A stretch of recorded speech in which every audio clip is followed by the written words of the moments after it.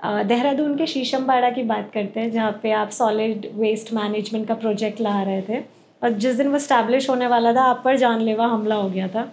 सरकार कांग्रेस की थी, सरकार ने भी आपका साथ नहीं दिया। क्या था वो पूरा प्रकरण? देखिए, देहरादून नगर निगम में रहते हुए मैंने बहुत सारे प्रयोग किए, रिफॉर्म्स किए, प्रयोग किए। आज देहरादून उसी पर आगे बढ़ रहा है, अभी तो उसमें कुछ नया कुछ हुआ नहीं। मैं अभी चर्चा कर रहा था, देहरादून में सबसे पहले डोर टू डोर कलेक्शन जब शुरू हुआ तो मैं तब चेयरमैन था, और एक प्रमुख संस्था हुआ करती थी, एनजीओ था, डालर वाले, उनसे बातचीत कर रिक्शों से मैंने ये प्रारंभ किया था।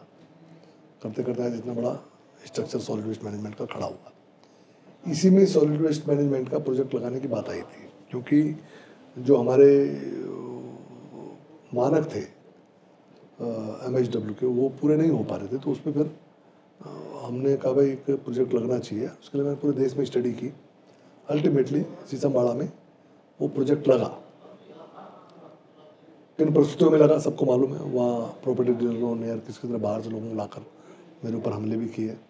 खैर किन्हीं कारणों से वो जिद्दोजहद करके हमने किया उसको। सरकार के लोगों ने विरोध कर दिया था। खुद मेरा इसका मानना है कि खुद हरीश रावत जी नहीं चाहते थे लगे यहाँ पर, क्योंकि उनके कुछ भगत थे, चेले चाले, वो विरोध कर रहे थे, तो वो अपने आप को विड्रॉ कर लिया उन्होंने। हमारे प्रीतम हमारा नगर विकास मंत्री थे, कांग्रेस सरकार में थे। मैंने इनको कहा भाई तुम आ जाओ, ये निकल गए वहाँ से। अल्टीमेटली मुझे वहाँ लेकिन सॉलिड वेस्ट मैनेजमेंट तो जनहित के, हाँ, लेकिन नहीं सोचते ना लोगों को अपने और अपनों की ज़्यादा चिंता रहती है, समाज की चिंता कम रहती है। तो खैर वो लगा, लेकिन दुर्भाग्यपूर्ण बात ये रही कि जिस तरह से मैंने उसको लगाया था लोग चला नहीं पाए उसको। ये लोग आज वहाँ प्रॉब्लम्स, एग्जीक्यूशन में प्रॉब्लम हुई, क्योंकि बाद में मैं निकल कर आ गया, मैं इधर लग गया। तो वहाँ जिस तरह उसको आगे बढ़ना चाहिए तो बढ़ नहीं पाया, और आज वहाँ प्रॉब्लम्स खड़ी हैं। जबकि पूरे नॉर्थ इंडिया में, पूरे इंडिया में ये बंद प्रोजेक्ट पहले ही है, ये कवर्ड प्रोजेक्ट है। क्योंकि अमूमन क्या होता है, सॉलिड वेस्ट मैनेजमेंट प्रोजेक्ट जो होते हैं वो ओपन में होते हैं। और मैं पूरा हैदराबाद, अहमदाबाद सब देख के आया था, दिल्ली सब गया। लेकिन मैंने कहा भाई वहाँ आसपास, क्योंकि होता क्या, जो ओपन में होता है तो कौवे और कुत्ते वगैरह यहाँ को गंदगी क्षेत्रों में फैलाते हैं। तो मैंने कहा इसको कॉम्पैक्ट करो, इसको बंद करो। तो बंद प्रोजेक्ट पहला प्रोजेक्ट है। इसमें मैंने कुछ अपनी टेक्नोलॉजी भी लगाई। फिर जैसे इसमें ओपन में क्या करते हैं, कूड़े को पलटते हैं, सुखाते हैं। तो मैंने इसमें बॉयलर का यूज़ किया। वो मैंने पूरे टनलिंग कर रखे, उसके बॉयलर्स लगा रखे तब उसको सुखाने के लिए। मैंने बहुत कुछ किया उसमें। बाद में जैसे वो लिचर्ड है, लिचर्ड प्लांट लगना था, वो इन्होंने नहीं लगाया। क्या है उस प्लांट में, थोड़ा डिकोड करेंगे? उस प्लांट में क्या था, जैसे कूड़ा जाता है लगभग 30-35 दिन का वो साइकिल होता है। उस कूड़े को पलटते हैं, सुखाते हैं, बाद में वो छलने लगते हैं। उसके माध्यम से जो बारीक होता है वो तो निकल जाता है, वो बाद में कंपोस्ट के रूप में यूज होता है।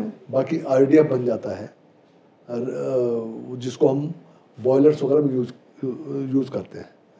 रिफ्यूज ड्राई फ्यूल बोलते हैं उसको। तो वो उनमें यूज़ होता है बॉयलर वगैरह जलाने में। और जो बाकी जो बच जाता है, तो एक साइंटिफिक लैंडफिल साइड वहाँ बनाई हुई थी, वो 20% बचता है, उसको साइंटिफिक लैंडफिल साइड में डाल दिया जाता है और उसको साइंटिफिकली ट्रीटमेंट किया जाता है उसका। अब इन्होंने क्या किया, और उसमें जो कुछ लिचर्ड निकलता है, जो पानी निकलता है उससे, उसको लिचर्ड बोलते हैं। तो लिचर्ड एक जगह इकट्ठा होता है। तो जो वैसे प्रोजेक्ट्स हैं उनमें क्या है कि लिचर्ड को खुले में कर देते ताकि धूप से वो पानी इवेपोरेट होकर निकल जाए और वहीं सेटल डाउन हो जाए। मैंने उसमें प्रोविजन किया था कि भाई जैसे आप सीवर ट्रीटमेंट प्लांट लगाते हैं, ऐसे आप लिचर्ड ट्रीटमेंट प्लांट लगाइए, उस पानी को प्यूरिफाई करके उसको सिंचाई के काम में लीजिए, ताकि वहाँ लिचर्ड अंडरग्राउंड वाटर को कंटिमिनेट न करे। ये मेरा उसमें प्लान था और मैंने कर भी दिया था। तो एक तो लिचर्ड ट्रीटमेंट प्लांट नहीं लगा पाए, दूसरा ये वहाँ की कंपोस्टिंग को प्रॉपर डिस्पोज ऑफ नहीं कर पाए, कंपोस्टिंग नहीं कर पाए। बाद में जो कूड़ा आ रहा था, इसको ट्रीट किए बगैर इन्होंने उस साइंटिफिक लाइन के साइड में वैसे डालना शुरू कर दिया। वो हिप बन गया, उसका पहाड़ बन गया पूरा। तो ये उसको ठीक से चला नहीं पाए, जो मेरा मानना है। और अभी इसको वेस्ट टू एनर्जी पे जाना था, जो मेरा फर्दर प्रोजेक्ट था, वो भी ये लोग कर नहीं पाए। तो मैंने किया तो बड़ी उम्मीदों के साथ, बहुत टेक्निकली मैंने बहुत हाई क्लास प्रोजेक्ट लगाया था, लेकिन निगम उसको चला नहीं पाया। अच्छा, मैं बहुत इंट्रिग्ड हूँ ये पूछने के लिए। मैं दिल्ली में रहती हूँ, तो वहाँ पे 3 लैंडफिल्स हैं, आपको पता है, गाजीपुर, ओखला और भलसवा। तीनों में गया हूँ मैं। हाँ। और लास्ट में जहाँ पर रैमकी ने वेस्ट एनर्जी लगाया है, तुम गई कभी वहाँ? जाओ जी, तुम लोगों को मतलब की चीजें हैं जी। मैं उसमें गया, जब वो बन रहा था मैं तब भी देख के आया, बाद में जब वो स्टार्ट हुआ मैं तब भी गया देखने के लिए। तो उसमें क्या होता है, जब तुमको वेस्ट को सुखाना पड़ता था, ये वेस्ट पूरा सीधे उसमें चला जाता है और जाके बर्न कर जाता है और उससे एनर्जी जनरेट होती है, बाकी राख निकलती है। तो वो एक तरीका है जिसमें इस तरह के वो नहीं लगते। लेकिन वो तो पहाड़ बनता ही जा रहा है, बनता ही जा रहा है। वो है, लेकिन उसमें एक वेस्ट एनर्जी भी लगा हुआ है, उसको चेक करना जाके। अच्छा। वो ऐसा ना, कूड़े का निस्तारण एक बड़ी समस्या है, वो है ही है, इसमें कोई दो राय नहीं है। कहते हैं ना वो देयर इज नो आउट, आप डालोगे भी कहाँ आउट? लेकिन ये है कि उसको कोशिश करनी चाहिए। जैसे मैंने यहाँ कहा था कि वेस्ट एनर्जी बना दीजिए, इसको क्लस्टर बेस कर दीजिए, मसूरी, विकास नगर, सहसपुर, हरबटपुर, डोईवाला, देहरादून, ये मिला के यहाँ कर दीजिए आप, और वेस्ट एनर्जी में ट्रांसफर कर दीजिए, कन्वर्ट कर दीजिए।